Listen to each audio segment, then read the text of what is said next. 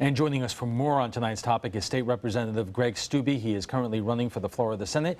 And we wanted to tell you we invited the Economic Development Corporation to be on tonight's show, but they declined, instead sending a statement that reads in part, the overarching goal of the Economic Development Corporation of Sarasota County is to be and assist with business growth throughout the community, from startups to established companies to those who are considering relocating here. The Board of County Commissioners may be revisiting certain policies and practices it has in place for attracting new and assisting local companies. There will be no further comment from the EDC until this matter of the Board of County Commissioners gives further direction on our next steps.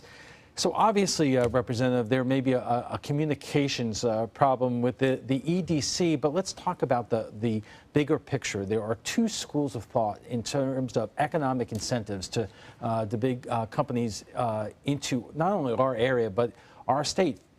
You know, wouldn't you want to, don't you have to offer something to companies to move in from out of the state to set up shop here and create new jobs? Well, I think one of the things that you do as a policymaker, and one of the things that we as a state have done over the past several years, is you make Florida an environment that's prosperous for businesses and small businesses. And you do that by lowering the tax base and lowering taxes, and you do that by reducing regulations that are hindering them from being successful, whatever type of business that is, whether it's healthcare or construction. And by doing that, you create an environment that is prosperous for businesses. And we've been able to cut $1 billion in the last 2 years in state taxes. We've cut thousands of regulations in the 6 years that I've been in the House.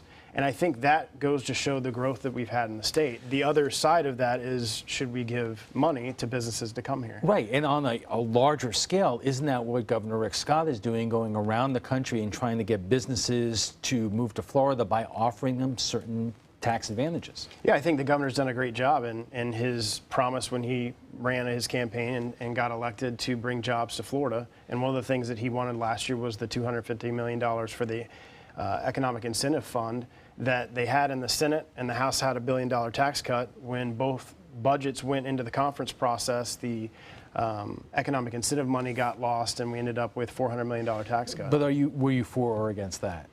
The funding is a different animal than the policy bill. There was a policy bill last year that would change the law that allow your tax dollars to go directly to a private corporation, and I voted against that bill.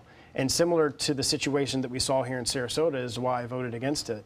I just don't think that our tax dollars should go directly to private companies, out-of-state companies, to move to Florida to compete with existing companies that we have here. And we saw that with the Sarasota County vote with the roofing company. We have roofing companies here in Sarasota that have been here for years, that took the risk to open a business, and they didn't have our tax dollars, $1 million, to get their company started. Right, but I believe that company said that what they were actually moving here was their corporate headquarters and people to work there, and not necessarily to take local business away from local roofers. But let's look at some other angles of this. Right now, Sarasota County is negotiating with the Atlanta Braves to build a new spring training facility in the county.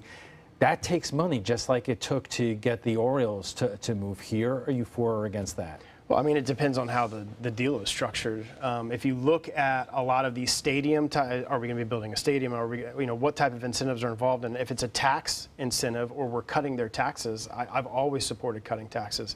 We've cut billions of taxes since I've been in the House. But if you look at the return on investment on a lot of these projects, the return on the investment is not good. So when you as a legislator are sitting in our position and trying to appropriate dollars that have a good and positive return on investment, we have all these other needs in the state. Those are things that you have to take into account. But can you really calculate all of that? For instance, right now the Tampa Bay Rays are trying to get a new stadium in Tampa. And a lot of people believe if that does not happen and the Rays leave, that will be a devastating blow to our area. So is it worth, in that case, offering some kind of tax incentives to build a new stadium? Yeah, a lot of that is a local decision. At the state level, we have a woman named Amy Baker, who's basically the state's economist, and has given us tons of presentations on the return on investment on a lot of these different programs, and it's just not you just don't get the return on the investment for the dollars that you put into the program. I was telling you earlier, I worked in Hartford when they lost the Hartford Whalers, and I could tell you that it had a devastating economic impact to downtown Hartford, because there is something about a community looking at itself as a major league community, and a lot of businesses went away.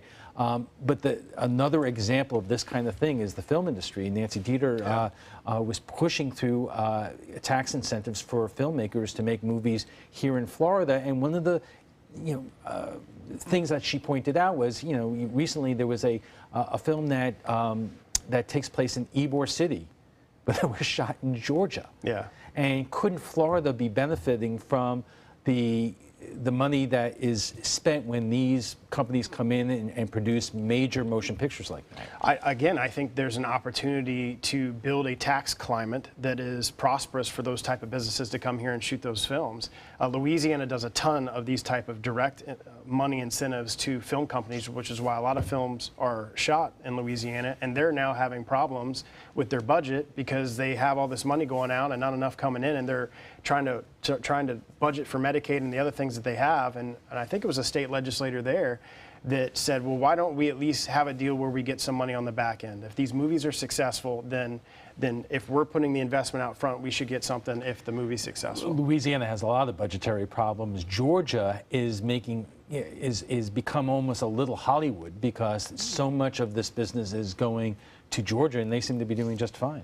Yeah, I mean, I think on a case-by-case basis, you need to look at the data and what type of return on investment the state's going to get, and then like a decision like the Rays or a stadium or the Braves, how much money is the state or the county going to put in, and what's going to be the return on that investment? And I think that's really important to look at. Does it make a difference about whether this is a project that may or may not qualify for state tax incentives, or a county like Sarasota County doing what it can unilaterally to try to get companies to move in?